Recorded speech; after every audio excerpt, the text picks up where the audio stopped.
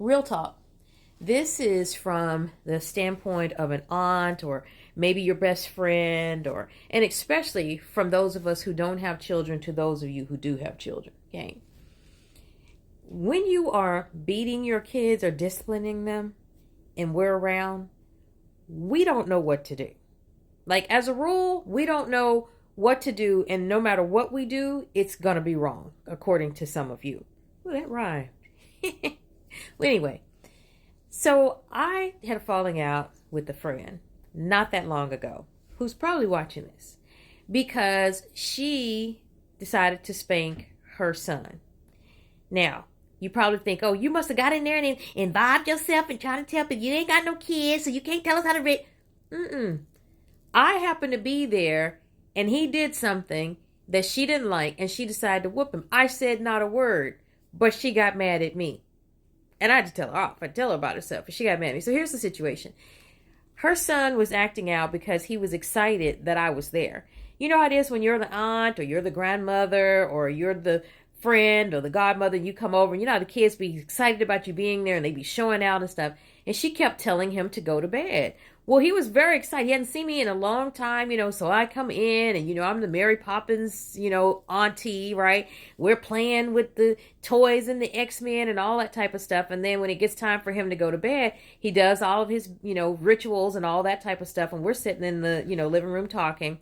And then he comes back out. And this is a child that's under 10. Like over 5 and under 10, I'll put it that way. And so he comes back and he's, Auntie, do you want to play this? Do you want to play that? I'm like, no, I think I'll come back. The next time I come back, we'll play it, And then she's like, go to bed. And he just keeps coming in there, right? And, she's very irritated by it because she probably doesn't get a chance to spend time with adults that much. Or she may be just kind of happy to see me. That's what I want to think. And so she really wanted him to go to bed so that we could drink wine and really have a good conversation. And he just wouldn't. Just like most of us wouldn't whenever our grandparents came over. I remember my grandparents used to come to town, and it was like I'd be in there sleeping in the bed with them, right? And my mom, go to bed, right? So he finally had got on her last nerve. Not on mine. Actually, when you don't have kids and you don't have to, discipline them, what he was doing, I thought it was funny and cute. And I was like, oh, he's just happy to see me, right? And I'm like, okay, go to bed. I was like, so anyway, so then she like threatens him. So then I say to her, I said, come on. I said, I'll put you to bed like that. No, he know how to get in bed. Well, she didn't say it like that. But that's my voice, whatever. I'm mocking people. Sorry. I'm cracking myself up today. But anyway, so anyhow, so she's like, no, he can go get in bed on his own, right? And it was like, and I wasn't saying that he couldn't get in bed on his own, but I'm just trying to facilitate him getting in bed. And I'm really feeling a little bit of responsibility and guilt because I know that he's doing all of this because he's showing out in front of me and so happy that I'm there, right? So anyhow, so I'm like, okay, right? So he goes to bed, then he comes back out and he's looking around the corner and he's like, pss, pss, pss, trying to get me to come into the room to play with him, right? And that's it. So she pulls out, a shoe or a swat or a fly swat or something and just start like pop, pop. I hear it, right? She's like pop, pop, pop, pop, pop, pop, pop, And she's like, whooping him and stuff. And I'm like, I'm feeling guilty and I'm feeling uncomfortable, but I'm not saying anything, right? Because how parents can just go completely crazy when they doing something with their kids and they think you want their kids. And by the way, outside of the rare unicorn like grandparent or something like that, or if you're mistreating your child, that's the only way we want to take your kids. Like if you are a parent raising your child and I'm around and your child would be better off in CPS, that would be a time when I might be considering possibly like saying, hey, you want me to take them for a while? But other than that, we don't want your kids. So anyway, so she whoops him and she comes back in, right? And, and I'm just like, looking at the TV and I'm like, oh, is he all right? He all right. Okay, that's my voice again. She didn't say that. She's like, yeah, he's all right. And she starts going in about something like with parenting and like I was judging her as a parent and you don't really know these things because you don't have any kids. And I'm like, okay, first of all, I've had kids longer than you have because I've been running programs for kids longer than you have.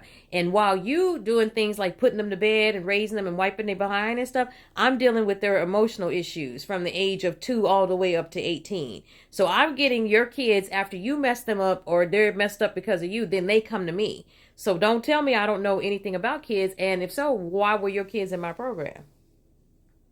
So in any case, I just want to say to you guys that a lot of times it's like we're not judging you or what you're doing as a parent. It's that whole thing about, I am feeling some responsibility because I know that your kid is showing out and not listening to you because I'm there, because I'm excited. They're excited that I'm there. And what you have to realize is that I'm not going to always be there. So she's like, well, I don't want him to think that anybody come in here and do that. But how many times are people going to be in your house? Right? So like I'm not going to be there the next night to where he won't go to bed.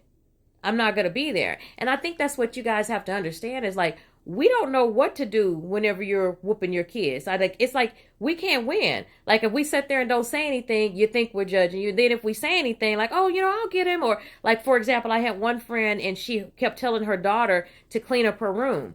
Well, I had been in the room playing with her. We and like the other aunties, right? We had a Barbie pageant. So we're in there, we got the whole, having a whole Barbie pageant. Every doll is out and all this, right?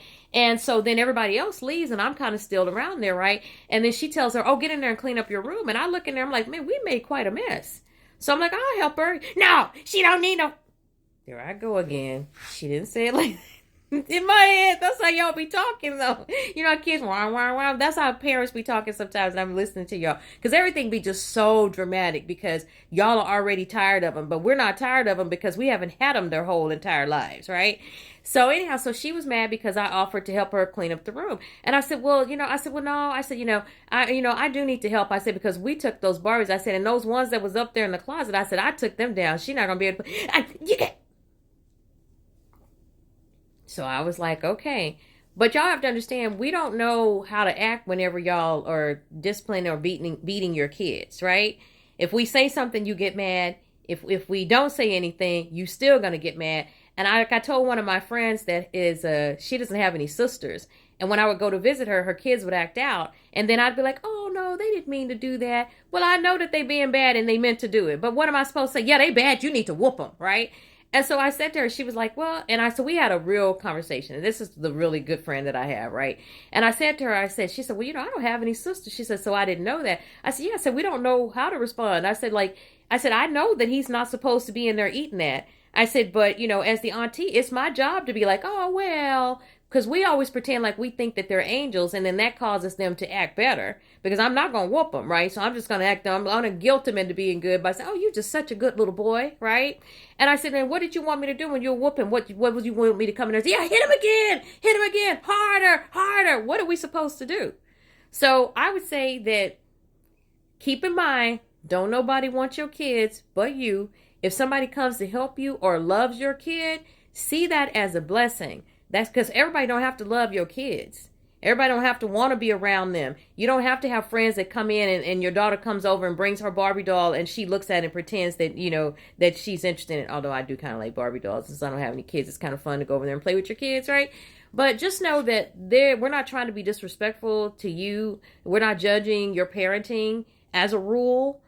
So, give us a break.